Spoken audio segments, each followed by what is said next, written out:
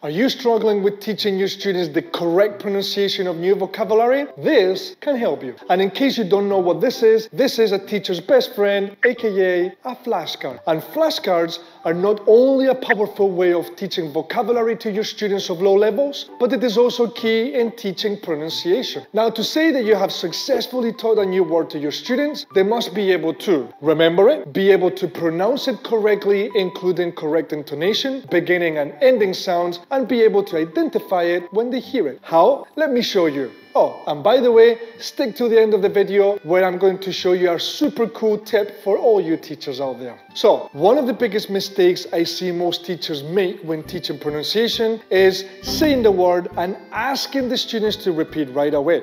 Then they wonder, why can't they say it back correctly? Well, here is why. First, when you use flashcards, we should introduce the new word by showing it to the students and repeating the word loudly and clearly 5 times in front of the class. Make sure that students understand that they need to listen only, and of course the best way to communicate this is through using gestures. At this stage, what you need to do is to let the students identify the proper pronunciation of the word, including lips, tongue, and overall mouthing sounds, along with the attached visual of the word shown on the flashcard.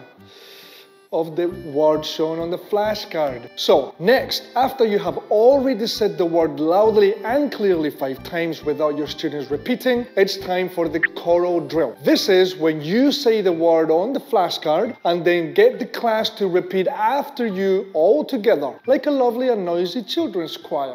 For this stage, repeat the word 5 times chorally. Make sure to use open body language as well as good voice projection to encourage your students to join in the choral drill, enthusiastically, of course. After all the students have taken turns pronouncing the word, we move on to the final stage, which is individual repetition. Now you pick out some individual students to pronounce the vocabulary, and this is the time where you get to correct their pronunciation. Try to pick out the most confident students first so that they can just watch and observe what they're required to do. One of the best ways to correct a student's pronunciation, if needed, is peer correction, which is when a student pronounces the word incorrectly, change the turn to another student who can say it correctly, and then go back to the student who said it incorrectly and encourage them to say it again. After all the students have taken turns pronouncing the word, stick the flashcard on the board and move on to the next flashcard following steps 1, 2, and 3 as we've done with the previous flashcard. But this time, when you stick them on the board, remember to review the one that you have previously taught before moving on to the next one. After following these steps, you will see how your students' vocabulary retention will increase by a lot. And here is the little tip and secret that I said I would say at the end of the video. If you guys cannot use magnets because you don't have an actual metal board, you can use something called blue tack, which you can use to stick things onto any type of surface.